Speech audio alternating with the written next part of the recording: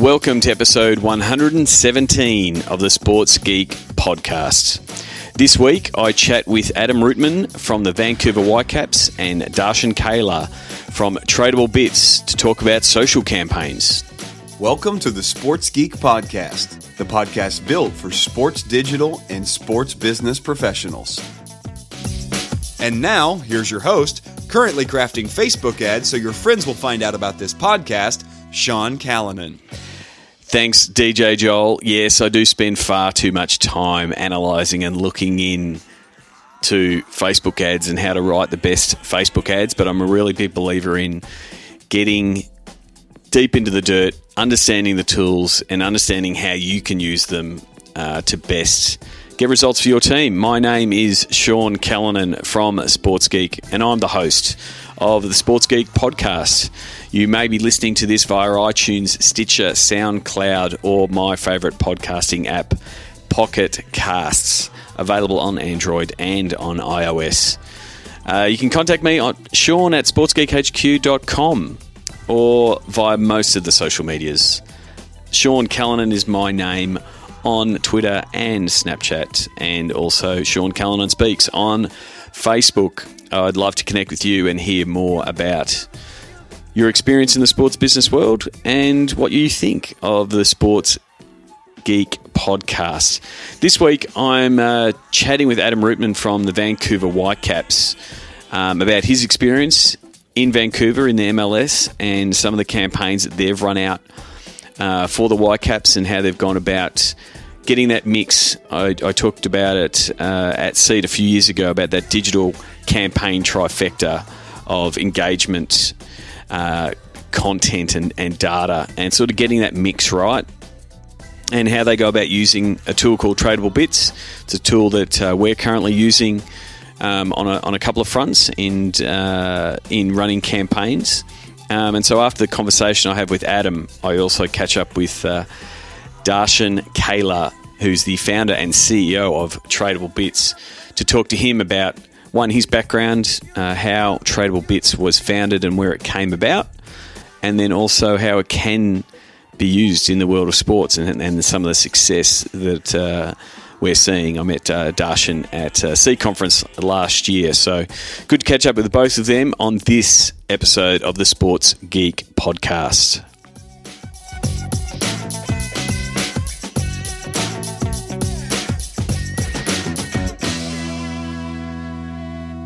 Very happy to welcome Adam Rootman from the Vancouver Whitecaps, Senior Digital Manager there. Welcome to the podcast, Adam. Thank you very much, Sean. Great to be here. You are now in season, a couple of rounds in to the MLS. Do you want to take us through what your role is there and what you look after? Yeah, absolutely. So I'm the Senior Digital Manager, and under me I've got a staff of 4. I've got a social media coordinator, a videographer/editor, a motion graphics designer, and a digital specialist. So, I mean, basically everything digital sits within my portfolio. So web, video, social media, email marketing, digital advertising, digital leads acquisitions sits within me, with me and my team. And at the Caps, my area is within the marketing department, and there's another senior marketing manager whom I work quite closely with. And within his team, he's got some marketing coordinators as well as a design team under him. So a lot of the stuff that we work on, we work closely with his team as well. And then I work quite closely with the communications team where our editorial staff sit for our website. So yeah, I kind of oversee all things digital. It's a really good mix, and it's funny when I'm talking to different people of where their digital team fits, whether it's really skewed on the editorial side and we are the content producers, or whether it's skewed the other way to to marketing and marketing the team and helping sell tickets, and then potentially some others are more commercially focused, but you seem to be quite sort of have a foot in both camps of that marketing and the digital, in the content and communication side of the Whitecaps business? Yeah, for sure. I mean, whilst the our main writer sits within the communications team, work quite closely with him, and ultimately, the goal of all our digital communications is to sell tickets. So, I mean, ultimately, it is a marketing type of initiative. But my position, I do work quite closely with the communications department, along with all the different departments within the organization, whether it's sales and service and partnerships. It's, digital is one of these spaces that really has their hand in every pot. Yeah, it's very much it's a horizontal part of the organisation, because you're serving so many different partners internally and also externally when you're talking about your sponsors and your partners. So, in sort of diving in on that, if you've got your content team doing what is almost what your football hygiene, the match highlights and your reports on the match and that kind of stuff, and then your sphere is really in that fan engagement space, making sure the fans are up and about both on your website and on your social platforms, and then the other part of the equation is, and I'm sure you're not alone in a lot of digital managers get the request, go and get more of that data out of those social platforms. We've got this many fans on Facebook. We've got this many fans over here. How do we start extracting that data? Is that obviously a big driver for you? Yeah, absolutely it is. And, we're pretty lucky at the Caps. We do have a lot of resources at hand. So, I know some of the other MLS teams, you've got, the digital person that's, doing editorial, they're doing video, they're doing social media, they're looking at on the analytics side of things. We're lucky here that we've got a business intelligence team that will provide a lot of the analytics. So, I have a weekly content meeting that includes, there's probably 12 of us in the room when it comes to creating the content, because, as mentioned, we've got the communications team, we've got people on the marketing side, we've got, our business intelligence team as well. So, there's quite a large group of people that contribute to content, both from editorial side and as well from just a kind of a general fan engagement side. And I think that stats element, that analytics element, is really important. I mean, if you look at the articles on why Netflix keeps producing all these hit after hits from their content point of view, it's because they're diving into the data, seeing what type of shows and TV shows and movies that people are consuming to know what they go and produce. And sports have that same options. They can look into the analytics, see what content is getting consumed, see what video is getting consumed, see what campaigns are getting consumed, to know that they can continue doubling down and pushing more into that space. So is that the part that your data analysts sort of help you frame your content? Yeah, absolutely. So we've every week, there's some sort of contribution from that team just to kind of push the content in one direction or another. For example, Canada played Mexico at BC Place a little while back, and after the match, it was noted that it was some of our most engaged content of the entire year. So right off the bat, we're like, okay, let's ride this wave of nationalism, and let's try to get some as much Canadian content as possible. And our U20s were playing over in England, and there was they beat England 2-1, and so we made sure to get some of that footage to get out on our channels. So yeah, it's always driven by some form of analytics for sure. And from a campaigns point of view, because the content is one piece, but that piece of running campaigns, having a bit of fun with your fans, that kind of thing. You guys have been using Tradable Bits for a while now. What are some of the ways that you use that to both capture data, but then also just to be in that space of having fun with your fans? Our most successful activation using the platform was actually during the World Cup. We had a series that we called the World Pup Predictor, and we had this little cute lab puppy that we shot a video series with, and every time there was a matchup, team versus team, the pup, we had two different bowls of food, whether England was playing Argentina, and the pup would actually predict who was gonna win by whatever bowl of food they went to, and the fans were able to make their own predictions, and then we set it up with this whole series of fans versus pup, who was the best predictor of the outcome of the World Cup. So we used a feature of Tradable Bits called Tug of War for that one, where the fans were able to predict a win or a loss or a draw, and that was our most successful activation using the platform. We generated a number of new entries into the system during that period of time, which is great, because you've got something like the World Cup. You're getting to that wide funnel market that you don't necessarily get to on the day in and day out. You're appealing to that sports fan that's starting to gain interest in soccer. So it was that was the most successful activation we had using Tradable Bits. And I think that the key there is not.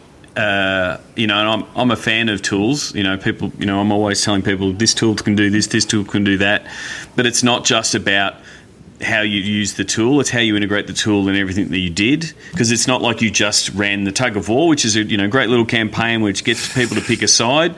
You integrated that with a piece of, with a content piece that that had the Labrador picking the bowl, that told people what it is, and then you drove them into the fans making their selection. And so it's when you get the campaign side of it, then feeding the content and sort of creating that feedback loop in what you're doing. I think that's one of the vital components. Yeah, absolutely. No, I agree with that 100%. You're never going to get, good engagement on just something that's standalone. You need to support it with, video and social. And we had editorial as well. We really had worked with all our different touch points that just pushed to the platform. So, yeah, absolutely. It makes a big difference, all the content surrounding the contest, for sure. And the thing is, you were talking about before about pitching something that's a bit like off centre, because getting Whitecaps fans voting on Brazil versus Netherlands is not something you go, well, that's in our core fan audience, but it gets you knew there was wide appeal of the World Cup. You knew football fans were engaged with it, but it allowed you to reach a wider audience and start filling that top of that funnel for you guys. Yeah, absolutely. And then so taking that sort of those campaigns that you've done over time to start building up that fan information of what fans are doing, what they like and don't like, and also some of their preferences based on some of the campaigns that you've run. The next step was stuff around the digital advertising and the marketing using those audiences. Do you want to talk through about, because you sort of talk about the ticketing options that you're doing? And I recently spoke to Dennis Yu, who does the stuff who does some of the Facebook advertising for the Golden State Warriors, and he talked a lot about building up those audiences that make it that are the most viable for you to then make a purchase to make an offer to. You were able to do that with the Ticketmaster integration via Tradable relatively successfully. You want to take us through how that worked? Sure. I mean, we're not diving deep into kind of fan preference and fan behavior with a lot of this data. I mean, we're looking at through the campaign with Tradable Bits, we looked at the amount of data that we had within Tradable Bits through all our contesting over the years, and we're combining that data with our ticket purchasing data as well. So, we're then from that created a couple of different campaigns, to whether it is our subscription packages that we're advertising or just single match tickets. So, anyone who had bought 2+ tickets, then we're feeding them ads on 5-packs, about half seasons and season tickets, and anyone with either one ticket or none at all,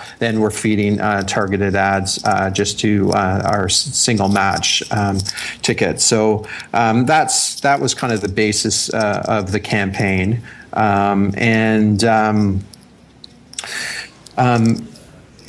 thing is, the thing is, I guess the advantage is because you've got the hooks into Ticketmaster. If someone goes and buys that ticket, then your audiences are automatically getting updated. Their friends are getting updated, and it becomes a bit more laser focused in the targeting. Rather than, these are people who visited our site. It's, you've purchased a ticket, you've moved from, you're a 2, 3, 4, 4-game buyer. We're now moving you into a different type of pack. So it just sort of brings a bit of automation to those audiences that get built.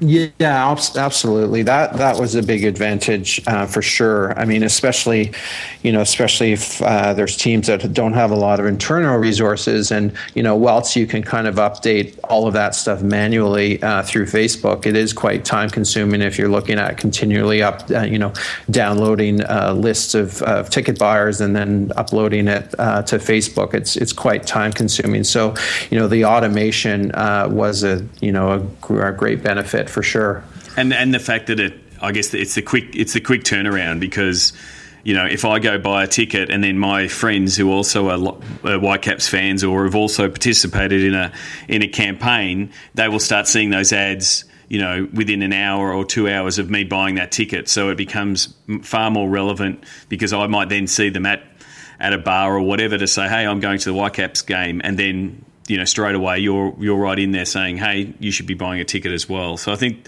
there's some real power in that side of it as well. Yeah, absolutely. And the more targeted you can get with your Facebook audience, the better, because ultimately you want your fans to be engaging with your ad, which gives it more social context, which then gives it then Facebook algorithm will show it more. So it's a huge benefit to have a targeted group, because then you've got that social context, you've got the right fan base who wants to engage with your ad. So it's great to really get down and target those fans. Yep. And it is that is sort of a bit of the sweet science around that, is if you get the audience right, as well as the copy and the offer, that it definitely determines the cost that you have to spend to get the results. So getting that laser focus on your audience is super important. For sure. And so, from a Whitecaps point of view, what are some of the things you're looking to do in the season ahead? I mean, for us, ultimately, we're looking to increase engagement off all our social channels. So. Sorry, Sean, I'm going to interrupt here for 1 sec. Do you want me to speak to more kind of broader digital goals, or more from the advertising side of things? Either or. Okay. All right. So, we're looking to increase engagement across all our social channels. So we're looking as much as possible to just get more rich and rich content and increase the quality of our content as well. And one of the new additions to our team is a motion graphic designer. So we are putting a lot of focus on video this coming year, and we're slowly releasing a number of new series that we filmed, and we're really kind of putting a lot of resources into really high quality video content. So that's going to definitely be a focus for 2016. And on the video piece, is it something you're looking for in that short form consumable piece, or are you looking for something more in that mini documentary type of series? Because there's so many different facets of video that teams can go with. Where do you think you're going to head?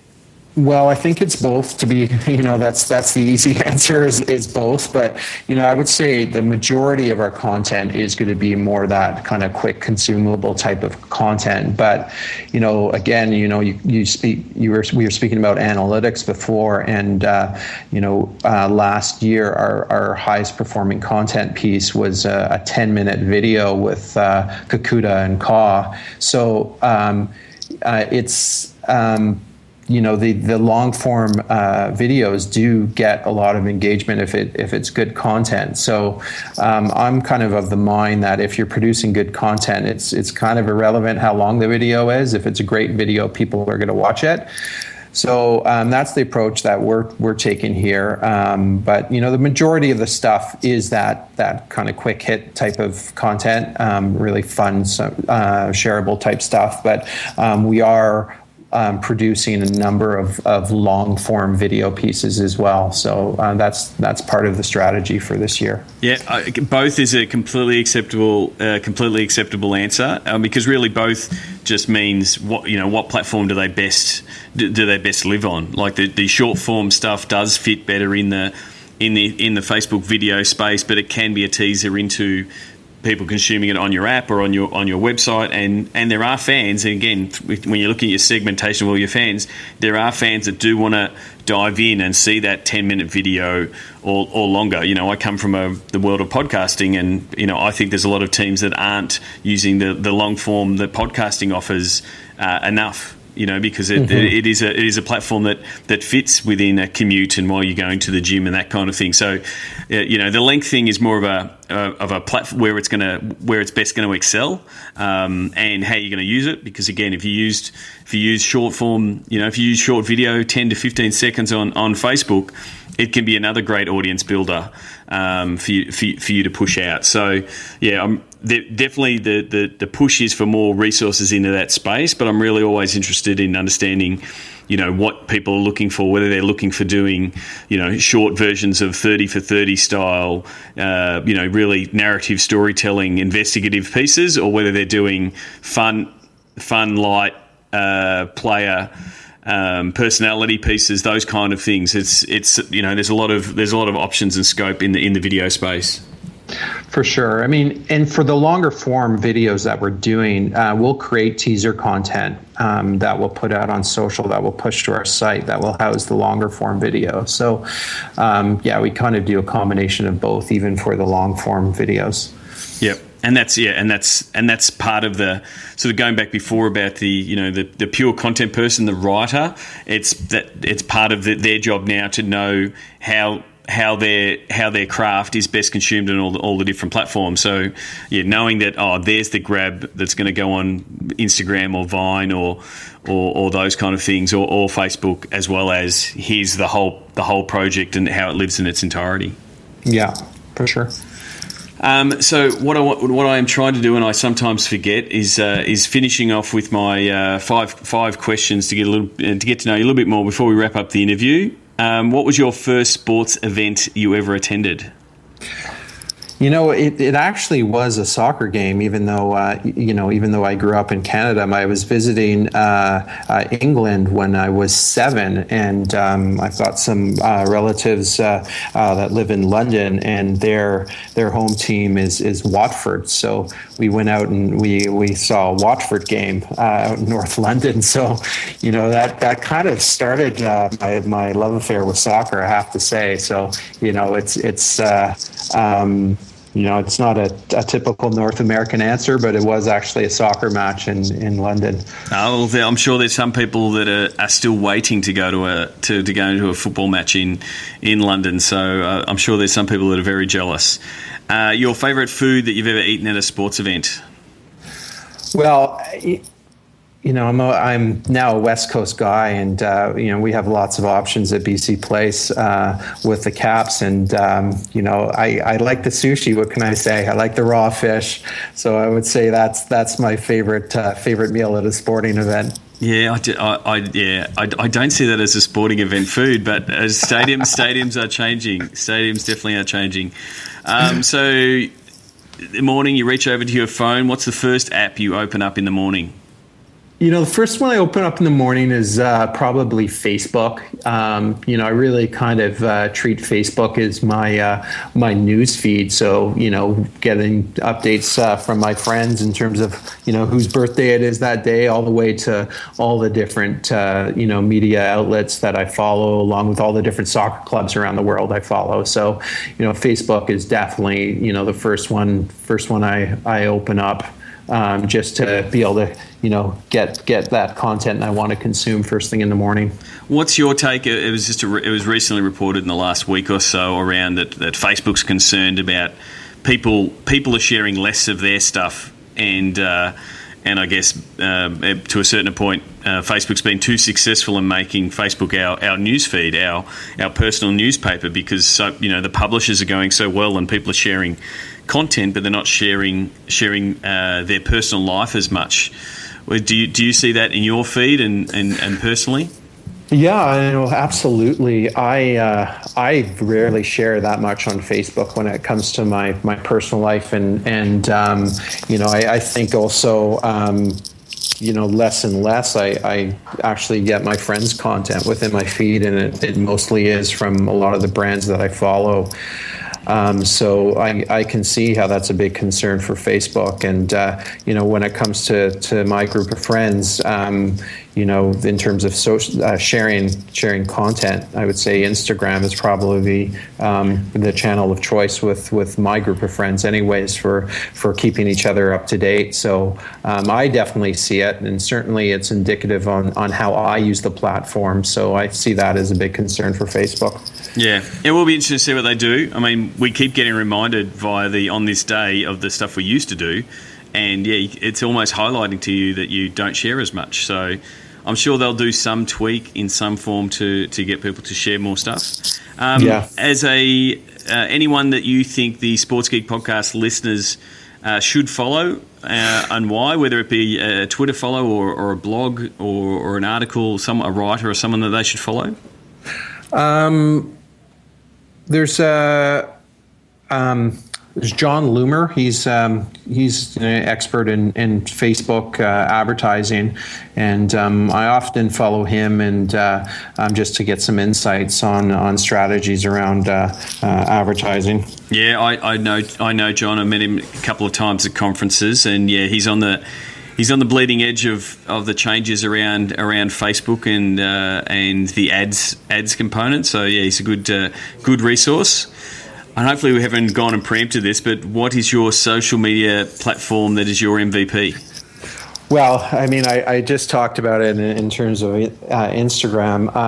I used to be a professional photographer, so I love the photo. So from a personal standpoint, it's Instagram for myself, and also from a club standpoint, out of all the different platforms, that's the one we actually get the most engagement on. So I'm a huge Instagram fan. And so, were you filled with rage with the talk that the edge rank and an algorithm's going to come to Instagram, or are you embracing it because you know that the Whitecaps produce great content, so the fans will actually see and engage your content more?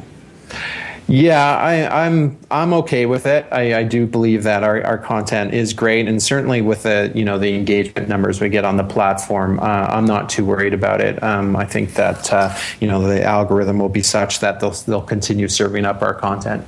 Yeah, I mean, I think for mine, people forget what Facebook was like before they brought in the algorithm and the clickbaity articles and all of that kind of stuff, and they just went and said, no, we're not showing those anymore, and they just completely vanished from the feed, and the experience became better. So I think you'll see less health inspirational quotes and entrepreneurial quotes and posts that just repost themselves multiple times. Like that's because that's filling the Instagram feed. So I think it's a good thing. Adam, where can people find you on the internet? Adam on Twitter? Yeah, it's Adam Rootman on Twitter. And you're on LinkedIn and any other platforms that you're on? Are you Adam Rootman on Instagram as well? My feed is not public, my personal feed, but you can. It's Adam Rootman on Twitter and Adam Rootman on LinkedIn. Terrific. Yeah, I turned my Instagram feed on private for a while when they were having all those bots come in and befriend me that I just didn't want to befriend.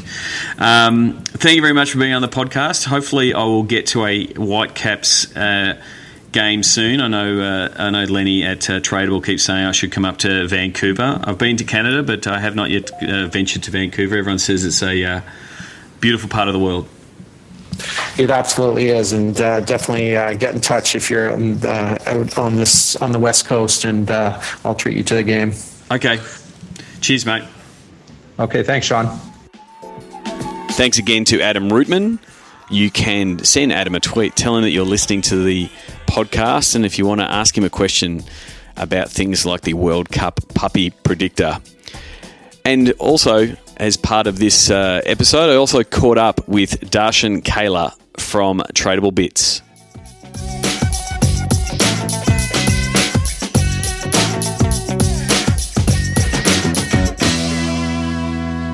Very happy to follow up that conversation with Adam with Darshan Kayla, founder and CEO of Tradable Bits. Welcome to the podcast, Darshan. Hey, glad to be here. Good to catch up. We met at SEAT last year. I just want to get a bit more background on Tradable and get a little bit of background on your background and how it came to be and how your experience came to come to Tradable, because you've got a sports background with some involvement in the 2010 Winter Olympics. Absolutely, yeah. It's interesting. We tend to, from my past experiences and so on, I've been able to kind of capitalize on previous successes and so forth. So, my background is, computer electrical engineering, and so built circuit designs and high-powered systems and so on, and telecom became my transitioning point. In the, early 90s and really the 2000s, the infrastructure of the internet was really the crux of the major changes. Everything has been transitioning to this new world of digital. The last thing that I was working on was I was director of Olympic Services for Bell Canada at the 2010 Winter Olympics Games. And it was, one of the many first things that happened associated with digital. One, we were broadcasting in 120 different broadcast centers internationally, served over 3 billion viewers, and it had to be flawless games, and all of that was through technologies that I was able to work on during my youth, all the way down to my 30s when I started building the infrastructure for delivering the games. And the most interesting part, you talk about where did Tradable Bits come from.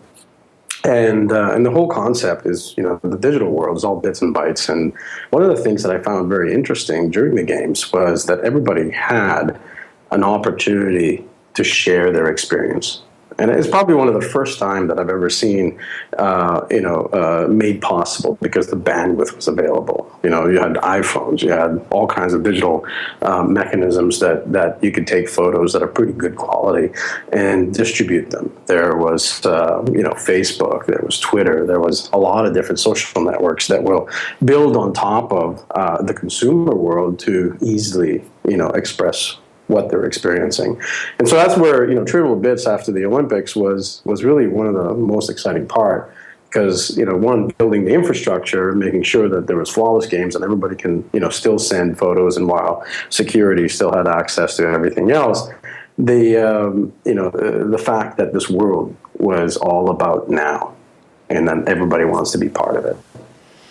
Yeah, and I mean, like you just said there, as the bandwidth allowed and the technology grew, 2010 to 2016, a lot has changed. The real focused on, as I would say, data, as my US friends would say, data. That big data picture and having better understanding of your fan, and the fact that sharing and liking and all the activities that they're doing is giving marketers all that information, and that's sort of the heartbeat of what Tradable is in learning more and more about your fan in everything that you go about doing. Exactly. Yeah. So when we built the platform, it was 5 years ago. Tradable Bits platform was in infancy. No different than social networks were at that time when everybody was just trying to push content into the space. And really, if you look back, it's kind of like I take it the same format where you have an infrastructure that was built to prepare for this massive bandwidth. Applications are being built to sustain the requirements in that infrastructure. But, really this digital social component had to appear. And so now you've got Snapchat, you got Facebook, you got Twitter. This has all the essence of, different types of things that we are in humanity. So it's kind of an interesting way that some of these social networks are more centered, specifically tied to, maybe Facebook, more private content, where, Instagram's more public, more visual, and Twitter is more real-time, kind of what's happening right now. And Snapchat's more kind of a semi-private, unique way to kind of communicate. So a lot of different tools are available today because of that. And what's important, though, is that how do you then get to know an individual? Because that's really the magic. So when you get into a scenario where you meet somebody, you go to a party and you meet somebody, you start talking, and there's a whole group of people around you. Well, that's like a social network. It's no different, right? So the way I see it is that, you got a group of people, they're all the Facebook network because they're talking about more private things because they're kind of all friends. And then there's a Twitter network. Maybe there's a different group altogether. But when you go to that party and you jump around, you start to get to know individuals and who they are. And Tradable Bits is really just that component. It allows the platform allows you to kind of connect with each of these particular networks and get the best part of that network. And so they kind of help you understand the individual fans. And why is it important to know the individual fans? It's because personalization. And you talk about data. We're talking about all these different things. It's just all numbers and means nothing unless you can make something personal about it. And so Tradable Bits platform it allows you to kind of get everything from things they like, last interactions, who are they friends with, how much product they bought, did they go to the last game, are they speaking positively about you? All of those particular components is important because when Darshan Kaler logs in or Sean logs into a website or a mobile app, you want to be able to present that individual with some unique things that you know about them to personalize that experience. Yeah, and that's where that fan-based sort of marketing ethos that sort of drives what you're trying to do really comes from. I really like, I was going through some of your stuff and been working with you guys.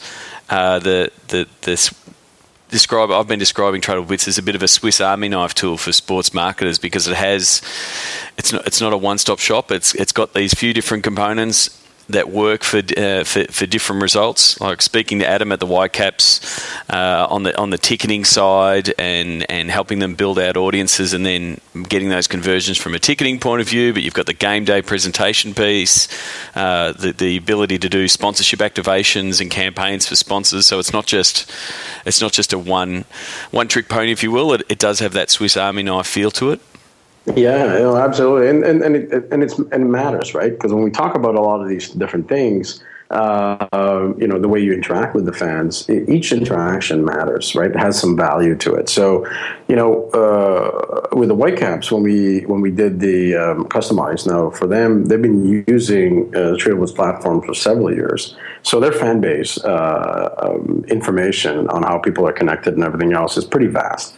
And so when we integrated Ticketmaster data into as part of the fan base marketing, we were absolutely surprised that the fan CRM that where people primarily connected, shared their data, and all that other stuff, and then Ticketmaster was this third-party data. And once we matched it together and we put our algorithm in place, we found almost 70% match.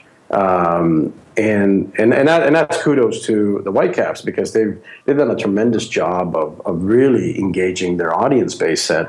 And here they were just primarily using Tradable Bits, prior to that integration with Ticketmaster, primarily for engagement and connectivity and understanding who these audiences, including sponsorship activations and so forth. And so yep. Yeah, go ahead. And so that is the thing. It's not just a matter of taking a couple of different buckets of data and mashing it all together and saying, "Oh, good, we can now sell tickets." It is a longer game in that Adam and his team at the Whitecaps were running different discrete campaigns. Some might be for voting for a man of the match. Some might be for a sponsor promotion. Every time they ran something, they got a richer and richer picture of both the individual person and then their overall fan base. And so it was that sort of solid foundation that developing of that audience made, when they turned on the Ticketmaster integration from a sales point of view and ran some campaigns, and that it had a really high success rate. So it's that it's not just a matter of turning the switch on and saying everything works. It's a process that you've got to follow. Yeah, absolutely. Yeah, and the interesting part about sports is that sponsors, obviously want to get the best bang for their buck, but in reality, they're kind of funding you to get to know your fan base if you do it right? And it's not just about an email grab or anything else, because if you're finding a way to connect with the fans and someone else is sponsoring it, whether it's Alaska Air or Pepsi or whoever, it's an opportunity for that particular vendor to be associated with a good team. But really, at that time, you can actually create some unique ways to get to know your fans, alongside with someone else paying for the buck, for that particular activation. And just to kind of add to what kind of activations are important, it's not about just getting an email address. It's about understanding why that person is interested in participating. In some cases, it's easy. I'm going to give you, tickets, and that's pretty quick. But if there is, a man in the match or any of these type of things, even for example, some of the teams that we deal with, the Trailblazers, where they're trying to understand who likes certain types of players, is so important, because that's a unique way you can personalize your communication with that particular audience base set. Especially when you're dealing with tens of thousands of people, you want to start putting them in the proper buckets. And so a fan CRM in our product, it's not a scary, big CRM product or anything like that. But it's not to replace any existing CRMs if you already have one. Think of it as a color commentary. It's no different than somebody sitting there watching a game and telling you all about this individual. In this case, it's just the reverse. You're sitting there talking about each fan. Well, there's Sean sitting on, seat so-and-so and brought in 5 other friends. That's important. Yep. Right? And so that's really what we're trying to get down to. I just wanted to, so on the Ticketmaster integration in how it does work, in that it connects the Ticketmaster information to the fan CRM. How does it work when, sort of take us through the scenario, I'm in your team's CRM and I go and buy a ticket for the game. What are the processes that happen behind the scenes that help the help get the results that Adam got into making sure that those ads are then seen by the right people? What are some of the things that happen behind the scenes? So, when you take a look at this thing, you need the proper connections. I've heard it a couple of times referred to as plumbing. You need the proper plumbing to make this thing happen.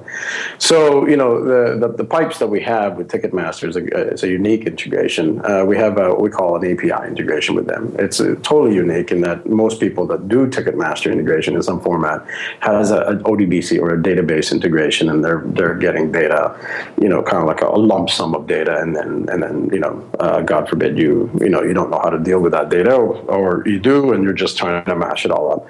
Ours is a bit of a different scenario. We directly have API access to Arctics, which is really the CRM component of the Ticketmaster side, and so we have a two-way communication with that. Now, primarily, when someone buys a ticket, we know that someone just bought a ticket. Our fan CRM goes and says, "Oh, this is Sean, and Sean just bought 4 tickets for the next game match.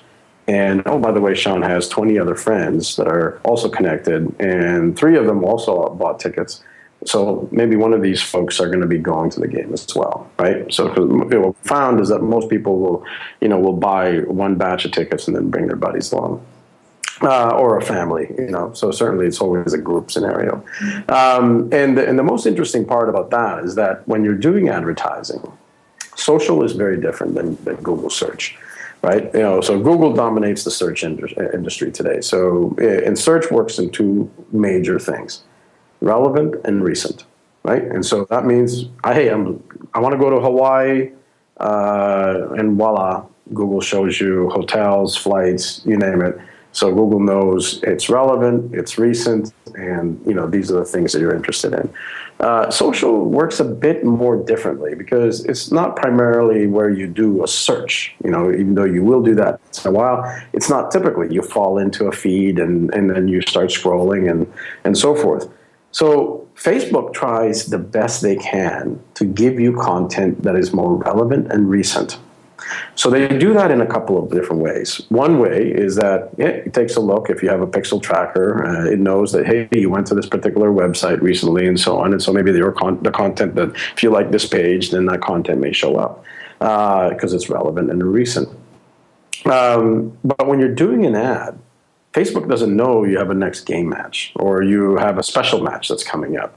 So you have to kind of, bring this all together. And so you want to give Facebook the best opportunity of providing the most relevant and recent.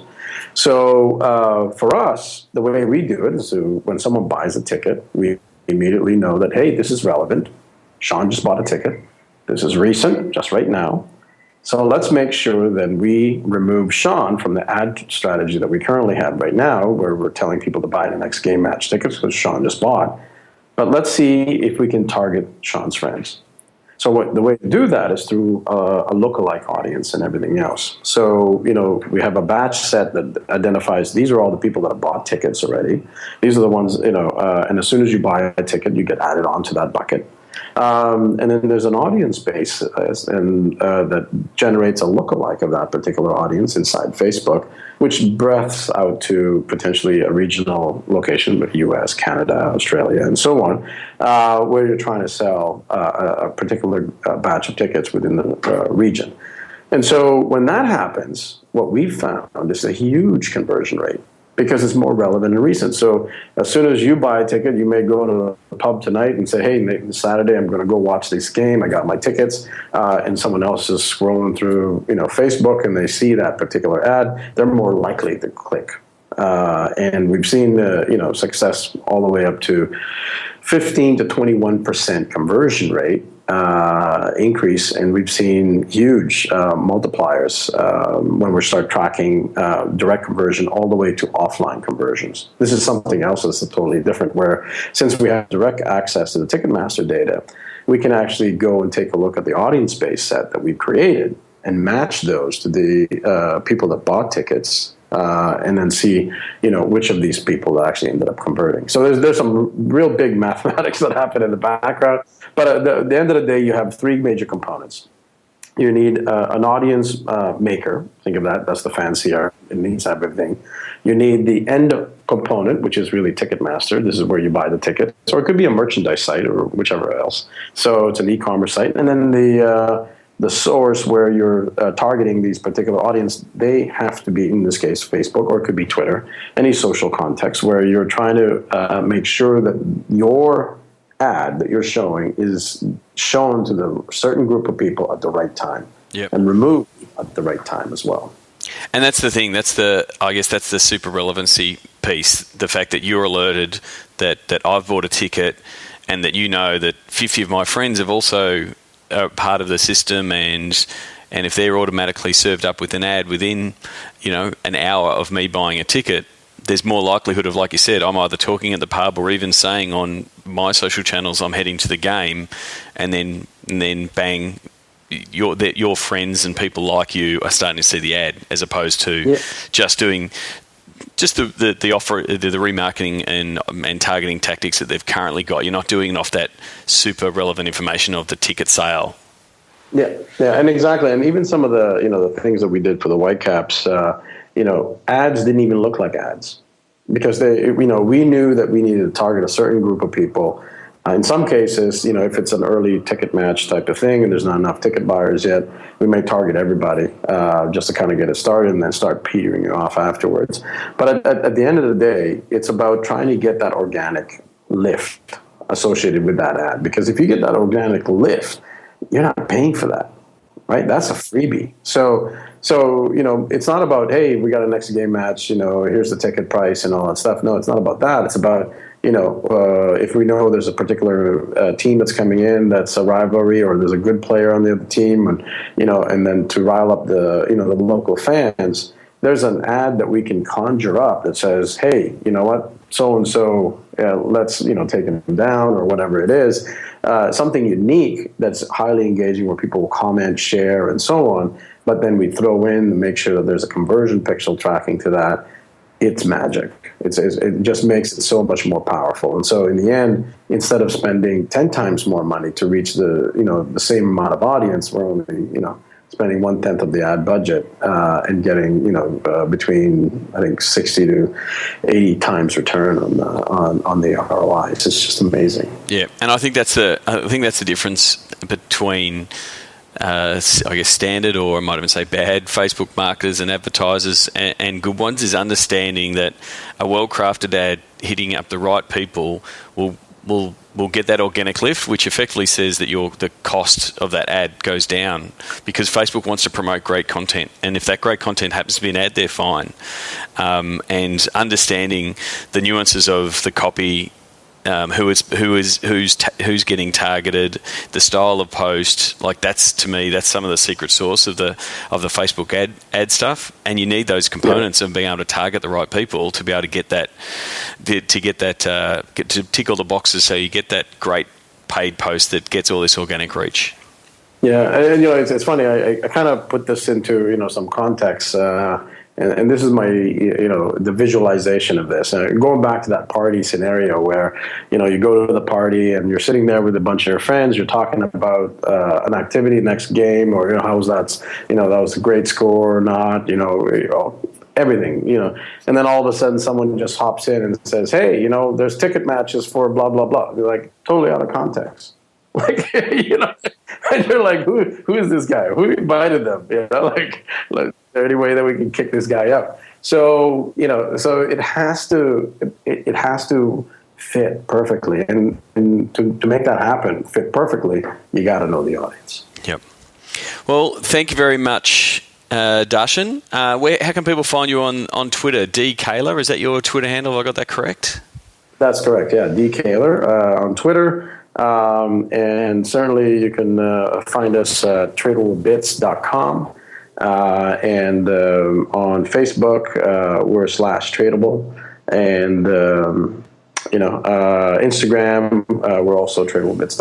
And I'll have links from this episode, from my interview with Darshan and Adam, to a white paper that you guys have done about fan-based marketing. So if you want that, you can get that from the show notes. Awesome. Thanks, Sean. Thanks, mate. Sign up for Sports Geek News at sportsgeekhq.com/sign up now. Thanks again to Adam Rootman and Darshan Kaler, D. Kaler, Kaler. Please send them a tweet. Tell them that you've listened to this episode. And if you've got any questions about either the Whitecaps or Tradable Bits, send them a note and tell them that you're listening and you want to know more.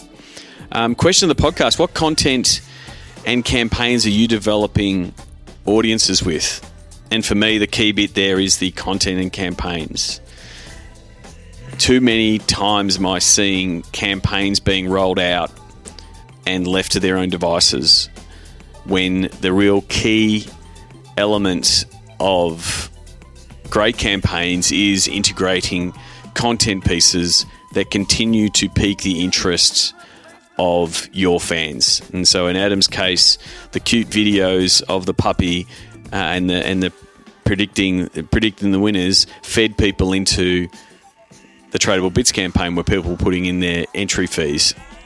If it's a pick'em type contest, how can you integrate that into your previews? If it's a vote player of the game, how can you integrate that into one promoting it in the post-match review and then calling back to it in the article that says you did it. So it is this idea of content supporting these micro campaigns that helps you build out these audiences. And we know from our discussion with Dennis, you talking about the Golden State Warriors tactics, it's all about developing those audiences. And that's the piece that Darshan was talking about, the ability for those audiences to be then further leveraged with the campaigns, and then doing things like the Ticketmaster integration, where someone buys a ticket and because you've got their data, their friends start seeing those ads and you start getting those recency and relevancy type of campaigns. So like I said earlier in the show, I've been working with Tradable Bits with Lenny Go, who I met at SEAT in San Francisco. So what I'm going to be doing is hosting a webinar with Lenny, where we're just going to talk through different campaigns and a bit of best practice and how the product can be used. And I'll probably be going through more so on the side of how these campaigns can be sold, because it's not just about the tool. It's about how your team can go about commercializing the use of that tool. A lot of the work that we've been doing recently is building out pitch decks for commercial teams, so they can we can do this campaign and this campaign and this campaign. So if you are interested in that webinar, you can go to sportsgeekhq.com/Tradable Bits. There'll be a big sign on the front page of Sports Geek HQ, and you can pick one of the times to book in, where Lenny and I will be doing a bit of a Tradable Q&A and sort of taking through some campaign best practice. And because I'm a big one on, and I've always used the phrase, because I come from the IT world of eating your own dog food. And I don't know if you've ever heard that expression. It's an expression when you're on a product development team in an IT space and you're building out a product. And one of the key drivers when running those teams was to get the developers to be using the product, hence the term eating your own dog food. But I'm going to change that phrase up. Thanks to Stephen Sammartino, a good friend of mine. He reframed that phrase for me because he didn't like the idea of eating dog food. And so he has now reframed that proposition of drinking your own champagne, which sounds far more palatable. So again, if you're building out a tool or building out a campaign or producing your own content, you should be consuming it to see what the experience is like. So in that vein of drinking my own champagne, in working with guys like Tradable Bits, I've set up a Tradable Bits campaign to get your help as Sports Geek podcast listeners and people working and practitioners in the sports business. I want you to help, start a movement to help me decide who should be my next big Sports Geek podcast guest. Mark Cuban was on episode 62 And it was absolute thrill to spend 45 minutes talking to, a sports owner and billionaire. And so what I've put down some of the nominations, both personal nominations, and I've also taken nominations in the Sports Biz Slack for who I should interview. A lot of these actually have been listed in my goals statement. If you go to seancallanan.com/goals, has a list of things that I would like to do. It's called the Anything Is Possible list, and some of these guys have been listed there. So I've got names like Magic Johnson, Steve Ballmer, another sports geek, Bill Simmons as a podcast guy and a media, and looking at that media world. I'd love to spend time chatting with Bill Simmons, Shaquille O'Neal, again as a developing media mogul, podcast guy, and now business owner. So there's some of the people that I've listed. Please go in to sportsgeekhq.com/guest vote. And please put in your nomination or vote for who you want to see on the podcast. Who would you like me to fire questions to? I'd love to see if it creates a little bit of momentum. And part of it is going to be to create the social proof. I will definitely be pointing some of these names to that vote to say, well, this is what the people want. We'll see if it helps me land that next big fish as a guest on the podcast. So that's sportsgeekhq.com/guest vote. And while you're doing it, you'll get to see Tradable Bits live and in action.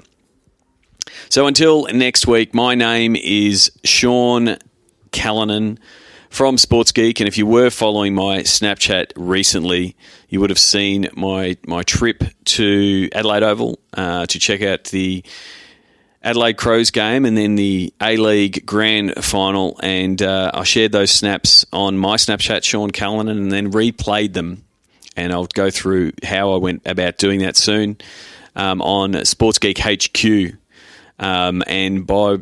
and there's no doubt about it. The Adelaide Crows fans absolutely love Eddie Betts. This sounds the game comes from the hill as Eddie lines up for goal. So listen to that for the end of the episode. And until next week, my name is Sean Callanan from Sports Geek, and you've been listening to the Sports Geek podcast. Like the Sports Geek podcast? Find us on facebook.com/sportsgeek. Want to understand Facebook advertising options? Go to sportsgeekhq.com/FB ads. Please leave a review on iTunes. Go to sportsgeekhq.com/iTunes.